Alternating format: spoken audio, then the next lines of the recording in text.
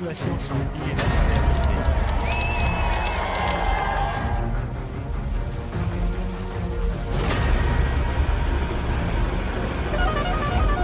Christopher Froome va peut-être abandonner sur le Tour de France. Il est tombé hier. Playing with us at the moment, but Contador has crashed here.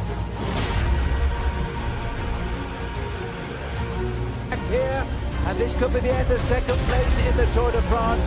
There's 34 seconds and 42 seconds. The gaps of Pino and Perro behind Valverde.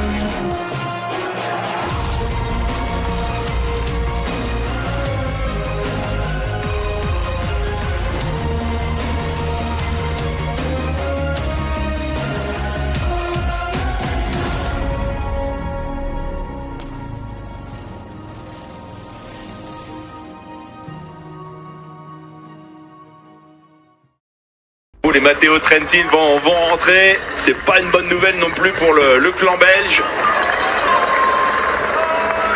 Et là, on l'a vu, tout le monde a vu Mathieu Van Der Poel bouger, tout le monde a vu Matteo Trentin bouger. Si on n'est pas dans la roue, c'est que physiquement on n'était pas capable. Ouais, on a vu Julien essayer d'y aller, mais il a été dépassé, Julien ensuite.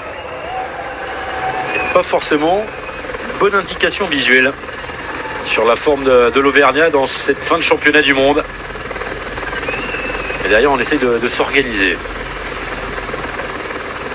Mathieu Van Der Poel qui fait un peu le point. Bah, il se retourne, il voit qu'ils sont que 3, ça ne rentre pas derrière. C'est Dani Martinez qui est là.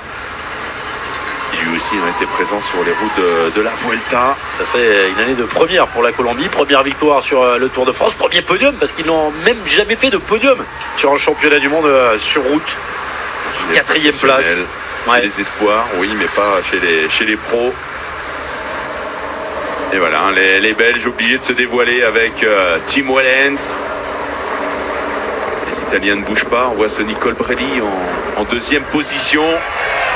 On a Gianni Moscon à l'avant et on a Matteo Trentin dans ce trio. On aura donc 2 Italiens à l'avant. Ouais, Moscon qui relance alors que Trentin est en train de rentrer. Il n'a pas vu. Je pense qu'il n'a pas vu. On rappelle qu'il n'y a pas d'oreillette.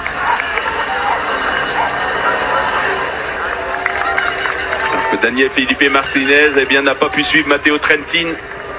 Wow. Et Van Der Poel, ils sont donc désormais 5 à l'avant. Impressionnant Matteo Trentin.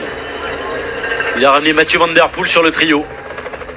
Mais regardez, comme Van Der Poel est rentré, tout le monde va se regarder, ça va faire peur et ça va permettre au groupe derrière de revenir.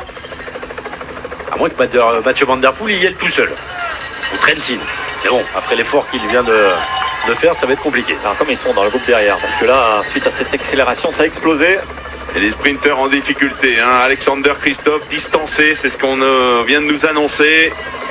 Oliver Nassen, un équipier de moins dans le clan belge, distancé également. Stephen Kung qui n'a pas voulu prendre le relais là. Il a déjà fait beaucoup devant. Les Italiens se retrouvent à devoir assumer le poids de l'échappée maintenant avec 2 coureurs. Et Trentin qui a vraiment l'air d'être en grande forme. Van Der Poel qui joue son va-tout. Quel coureur ce Mathieu Van Der Poel. Comme à l'Amstel qui n'a pas peur de se découvrir très loin de l'arrivée, de prendre ses responsabilités. Là on a vraiment un groupe hyper intéressant et je pense que les nations comme l'Australie, la Belgique ou la France ont intérêt à réagir tout de suite si elles veulent pouvoir encore jouer ce maillot irisé. Surtout que ça commence à s'organiser et que Mathieu Van Der Poel prend ses responsabilités. Et c'est pas surprenant de voir Matteo Trentin lui emboîter le pas. Ils se sont croisés il y a quelques semaines sur le Tour de Grande-Bretagne. Et quand il a vu la forme de Mathieu Van Der Poel, Matteo Trentin qui était très fort, il s'est dit là, je ne vais pas louper la roue si je peux. Gorka Izagirre qui est semble-t-il sorti également. Il nous avait même semblé plus fort là, Matteo Trentin il y a quelques minutes que Mathieu Van Der Poel. Il est revenu sur le phénomène néerlandais avec une grande facilité. Si Gorka Izagirre arrive à faire la jonction derrière, c'est Michael Matthews dans la roue de Bétancourt. Bah, les Colombiens sont pas mal. Ils ont Dani Martinez à l'avant, il y a Carlos Bétancourt qui est en train de chasser derrière Izagirre. Et pas de Belge, pas de Français. Les deux grosses nations absentes pour l'instant des débats à 30 km de l'arrivée. On rappelle qu'on a perdu Philippe Gilbert, Remco Evenepoel dans le clan belge. On rappelle que tout à l'heure, Julien Alaphilippe n'a pas été en mesure de suivre l'accélération de Mathieu Van Der Poel et de Matteo Trentin. Derrière, on a vu 2-3 coureurs tenter de sortir. Il va falloir vite rentrer puisque après le faux plat. Non, c'est Tom Skujins. Skujins, ça oui, le laiton. Pas mal aussi. C'est pas mal aussi. C'est pour même personne pour l'Australie. Les bons premiers sont les Australiens. En tout cas, il vaut mieux rentrer rapidement dans la Les position. Australiens, c'est qu'ils ont roulé beaucoup au départ, on l'a vu. Ils ont tout de suite assumé derrière le groupe de 11. Ils sont pas loin, mais il faut les toucher. C'est quelques, c'est pas fait. quelques mètres. Il y a 8 secondes. Mais on rappelle, là, ça va remonter un peu. Et devant, eh bien, on s'entend bien. Matteo Trentin qui fait le point. Mathieu Van Der Poel qui ne se préoccupe pas forcément qu'il y ait deux Italiens à ses côtés. Pas un souci. Stephen Kung qui va peut-être commencer à sauter les relais. Il est quand même échappé depuis un peu plus longtemps, le Suisse.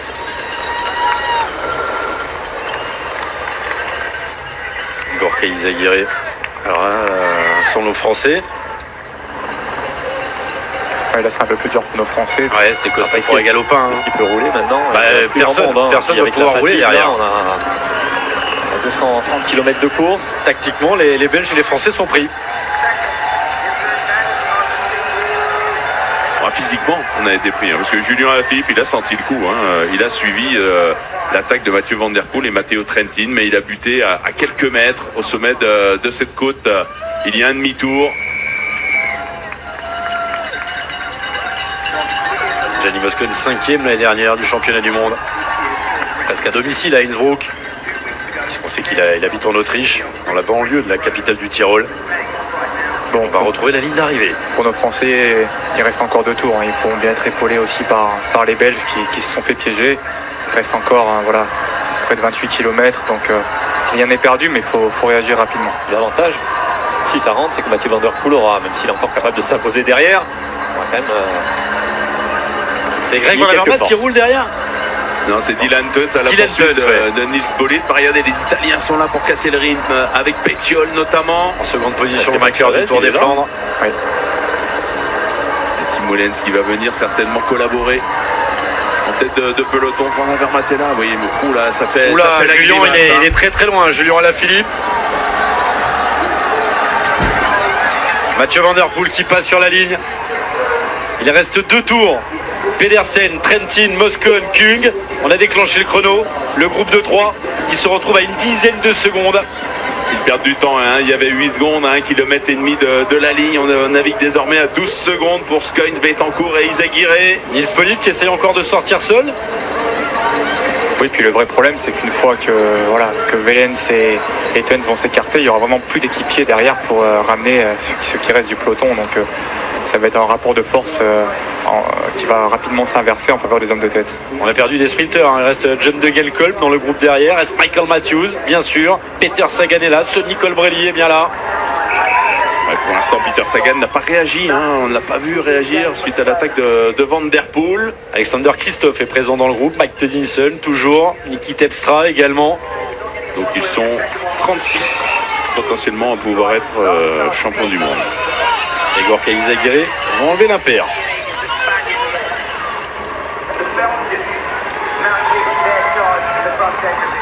Là, plus d'1 minute. On joue battu avec Florian Sénéchal. On compte sur les Belges pour faire la jonction. Olivier Arnessen qui a travaillé tout à l'heure. Il reste encore Tim Wellens. Il reste Dylan Teuns dans le 2e peloton pour essayer de ramener Greg Van Avermaet. Ils sont durs à boucher. Là, on se dit, pas de problème. Allez, une petite accélération, on rentre. Mais les 10 secondes qui séparent le groupe de tête et ce trio, c'est infini. Là, on est dans un long faux plat montant. Il y a 26 km de l'arrivée, on voit encore les coureurs aller chercher des gels, essayer de s'alimenter. On a vu Gorka Izagirre prendre un petit peu de temps là. drapeau slovène au vent. Tadej Pogačar, il est où? Dans le groupe derrière. Ah, je sais pas, il y est toujours. Ouais. D'accord. Non, quand je savais Pogačar, je vous demande, David. Quand même, ces hommes, ils sont sortis à la pédale. Hein, donc, Confirmation avec Jackie. il y a un Slovène. Il est toujours là, Pogačar.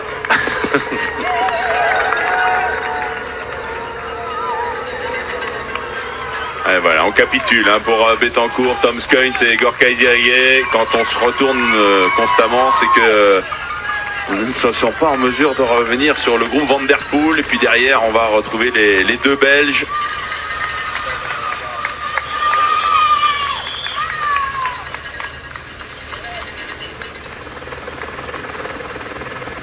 On voit bien derrière tout de suite que Bettiol casse les relais derrière Tim Wellens, donc ça va être difficile maintenant.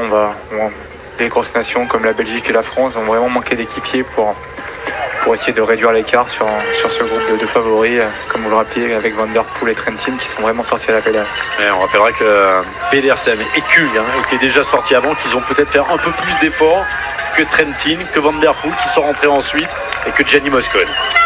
Kung encore plus, qui fait vraiment une course remarquable puisque ça fait pas loin de 40 km chez devant maintenant et qui tient toujours le rythme des premiers. Donc c'est le premier, hein, en effet, qui avait osé attaquer sur ce circuit hein, avec Lawson Craddock. On sait ce qui est arrivé à l'américain. Hein, depuis, il a abandonné. Carlos Betancourt en difficulté, là au sommet de ce faux plat. On va voir des défaillances maintenant dans ces 25 derniers kilomètres. Il y a même des coureurs qui ne le savent pas encore, hein, qui pensent encore en avoir dans les jambes, puis ça s'arrête d'un coup. Ça s'arrête d'un coup.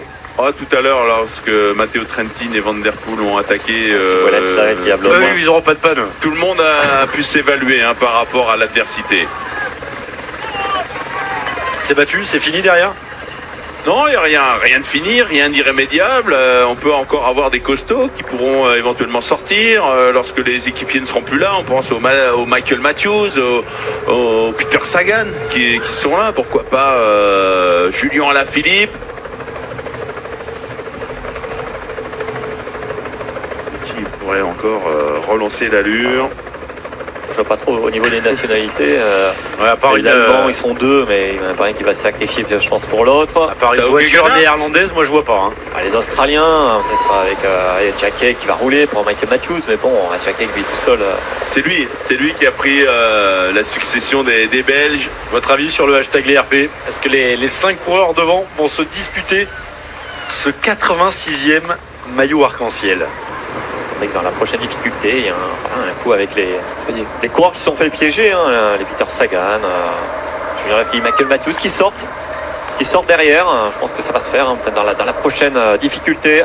Ouais, parce que Van Avermaet, lui aussi va bouger. Si Tim Wellens n'est plus en mesure de rouler ou il continue à perdre du temps, je pense que dans le clan belge, on va être obligé de se dévoiler peut-être un peu plus tôt que prévu. Et on en perd du temps, 35 secondes maintenant de retard, alors que Tim Wellens roule dans le 3e groupe. oui, puis on a vu qu'ils étaient dans le peloton de 2, à se relayer Wellens et Jack Haig, et devant ça tourne bien, et c'est à 5 gros rouleurs. Ça roule vite, hein. Dont les 2 meilleurs de la course pour l'instant avec Trentin et Van Der Poel, donc c'est normal qu'ils prennent du temps. Après, il y a une petite différence de vitesse au sprint entre ces 5-là, avec Matteo Trentin et Mathieu Van Der Poel nettement au-dessus des rouleurs. Kung, Pedersen, il fera toujours de Gianni Moscon, capable d'être 5e au championnat du monde, capable d'être 5e également sur Paris-Roubaix. On parlait de Flandrien, encore un. Oui, puis on voit que dans le peloton, on n'arrive pas à revenir si facilement sur ces poursuivants avec Betancourt, Izagirre et Skujins. Ça veut dire que le rythme n'est pas non plus effréné, ils vont avoir du mal à rentrer devant. Jack Haig s'est écarté, il n'y a plus que Tim Wellens qui roule. Je pense que dans la prochaine bosse, hein, s'il a les jambes, Van Avermaet va tenter un barreau d'honneur. Il y a encore un Belge, hein, on l'a vu à Dylan Teuns à l'arrière, et j'ai vu un Belge qui discutait avec Greg Van Avermaet. Yves Lampart, je pense. Ouais, probablement Yves Lampart. Il doit toujours être là, parce que là il y a le feu. Parce que le souci, c'est qu'au pied de la prochaine bosse, ça sera quoi l'écart? Il y aura peut-être pas loin d'1 minute. Et pour boucher 1 minute sur Matteo Trentin, Mathieu Van Der Poel, Gianni Moscon, Mats Pedersen, c'est pas une des coureurs on voit qui se relaient bien, qui s'entendent bien à l'avant. Oui, parce que tout le monde roule. Que Moscon roule, on comprend, puisqu'il a Matteo Trentin, son leader, qui est là. Mais Stefan Kung et Pedersen, eux, pourraient un peu sauter un peu des relais. Ils sont échappés depuis beaucoup plus tôt. Ils sont moins rapides que Van Der Poel et Matteo Trentin. il pourrait se réfugier sur cette stratégie. Mais voilà, on est au championnat du monde, on est à l'avant et on joue crânement sa chance. Apparemment, sur le hashtag ERP, c'est réglé. Ah, il y a de fortes chances. Philippe, On a le vainqueur, c'est ouais. joué. Ça va se jouer entre Van Der Poel et Trentin. Ça ne rentrera pas. La messe est dite. Pour Mickaël, Mathieu Van Der Poel, champion du monde. Après, l'autre question qu'il faut se poser maintenant, c'est dans le groupe devant, c'est comment battre Mathieu Van Der Poel. C'est la seule question que se posent les téléspectateurs d'Eurosport. Pour l'instant, ils ne se la posent pas. Ils essaient de creuser par rapport au peloton. Mais quand on va arriver dans les 10 derniers kilomètres, oui, ça va jouer tactique. Et on sait que c'est Mathieu Van Der Poel. Après, on court également, bien sûr, il y a le titre de champion du monde. Après, il y a le podium. On va voir comment ça va se dérouler. Puis les Italiens, il ne faut pas oublier qu'ils sont quand même 2 dans ce groupe de 5. Mathieu Van Der Poel, il dort, bien sûr. On a eu le petit dessin de Dadou. Ça va battre dans la poitrine de Raymond. Raymond Poulidor qui est déjà monté sur un podium au championnat du monde. Mais bon, c'est Raymond. Il n'a pas gagné. Ah oui, on voit que Van Der Poel ne ménage pas ses efforts à l'avant.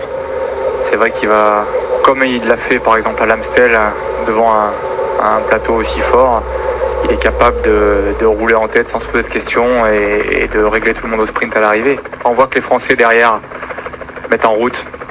Ah, mais l'écart augmente encore. 47 secondes, Romain. Pour Izaguirre, Betancourt, Skuntz. C'est bien vu, mais il fallait rentrer tout de suite. C'est Benoît. C'est Benoît et Tony derrière qui viennent aider Tim Wellens, même si on voit que Bettiol et Colbrelli font parfaitement leur travail pour casser les relais. Ouais, le petit problème, c'est que si on compare les 3 qui sont en train de rouler, si on compare les capacités des 5 qui sont en train de rouler à l'avant, bah c'est plus fort devant. Benoît Cosnefroy, Tony qui ont déjà fait énormément de boulot dans cette équipe de France. Et on va continuer de perdre seconde après seconde. On retrouve Gianni Moscon, Matteo Trentin, 2 Italiens. Sans la puissance, encore chez Moscon. C'est peut-être Moscon justement qui va profiter de tout ça. Il va essayer d'anticiper. Oui, c'est un avantage quand vous êtes 2 de la même nation. On va peut-être essayer dans le final d'isoler Mathieu Van Der Poel. Bon, l'objectif pour l'instant, à 21 km de l'arrivée, il est tout autre. L'objectif, c'est évidemment de repousser le peloton à plus d'1 minute.